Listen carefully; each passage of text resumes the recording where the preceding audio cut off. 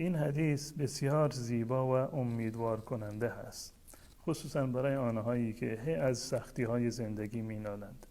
رسول الله صلی الله علیه و سلم فرمودند که هر گونه خستگی و کوفتگی و بیماری و اندوه، غم و ضرر و زیان و حتی خاری که به پای انسان مسلمان می رود، در مقابل اینها الله متعال گناهانش را کفاره می کند، گناهانش را می آمرزد.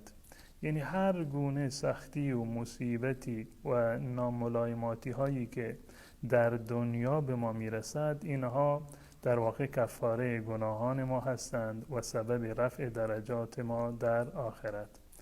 پس آنهایی که این همه از دنیا مینالند و سختی دارند، این حدیث را با جان و دل گوش بکنند و به رحمت الهی پی ببرند.